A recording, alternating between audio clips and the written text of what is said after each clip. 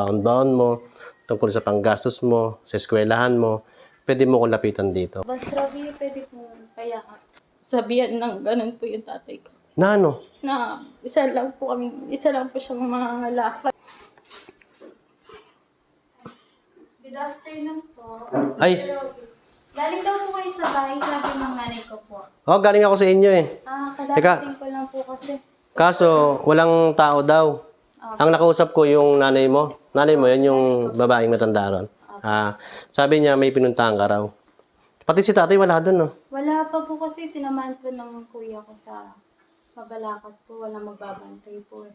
Ganito yan kasi kaya pumunta ako ron para tignan yung bahay nyo. Kung naka-apply na kayo sa kuryente, di ba ilang araw din naman. Pero may nakita na ako nakaabang. Apo, pumunta po yung sa Meralco po, inabangan na rin po para after Holy Week po, makakabitan na po ng ilaw. Mas maganda po yung para po may ilaw na po kami. Nakita ko nga, may video nga ako na may nakaabang na ng kuryente. Ito, pakita natin. Pakita natin sa mga katroops natin. Yan mga katroops, ito yung video na inabangan nila ng kuryente. Ayan o, may nakaabang na sa bahay niya. Ayan o. Ba, mayroon na rin o. Ayan.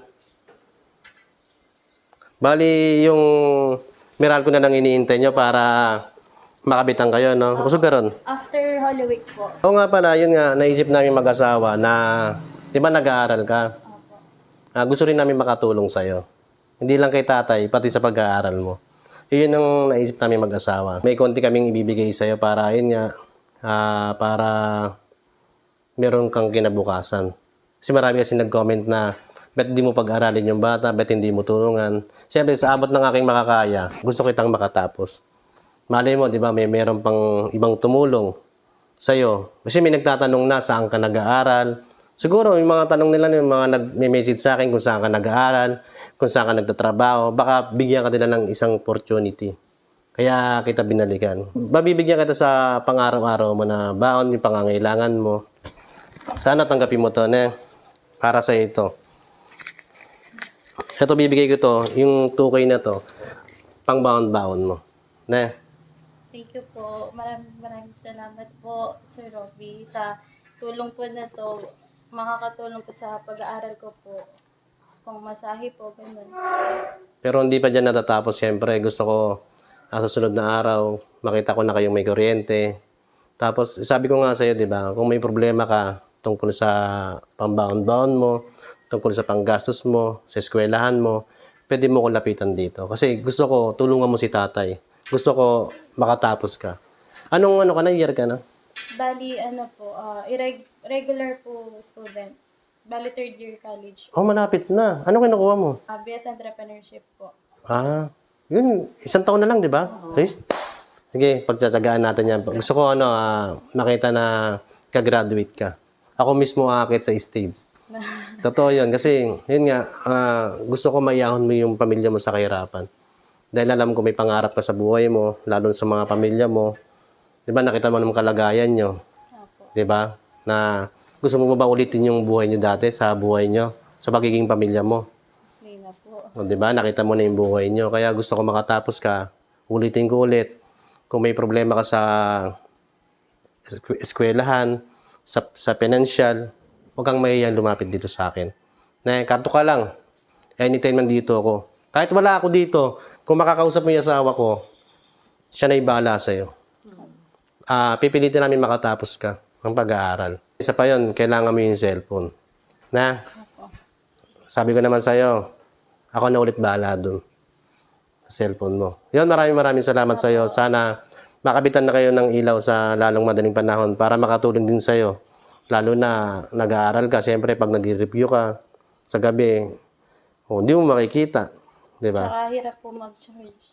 Mag-charge po. Pero ilang araw si tatay doon? Sa Webes po. Sa Webes, uwi na dito. Yun. Yung sa Webes, bali, uwi na si tatay dito. Baka pag uwi ni tatay, may ilaw na sila. Kaya lang, after Holy Week. Holy Week tsaka walang pasok yung mga Meralco, no? Importante, nakaabang na, nakapag-apply na kayo. Ayun, maraming salamat, ne? Apo. Boss Robbie, pwede po payakan. Okay lang. Yan. Ito mga katrop, sana makapagtapos siya ng pag-aaral.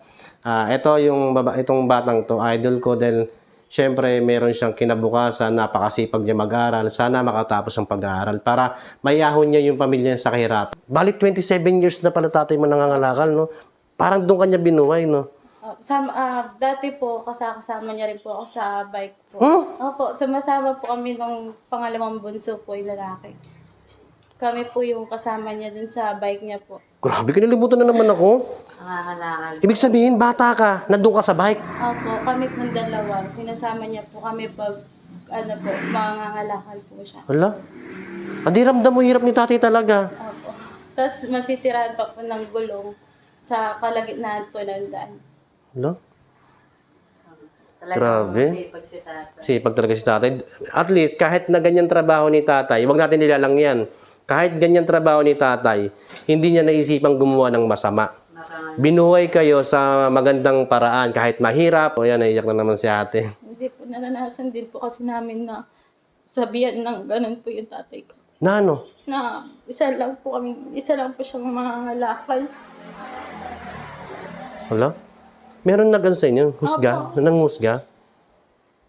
Nangangalakal lang daw po siya. Sobra, no? Kasi hindi para-peres utak ng tao. Pero, ayan, naranasan mo na yan. Sana mag-aral ka mabuti bilang anak ni tatay. Nakakasama ka pala niya Bahay po. sa kalakal dati. Ilan taong ka nun? Nasa, alam ko po, 7 po ata. 7 ka? Po, grade 1 po ata. Oh. Kasi si tatay kasi, mga katroops, 27 years nang nangangalakal. Tsaka balita ko, pumasok din ng nagbabasura tatay mo. Opo. Namamasura. Madap-dap po.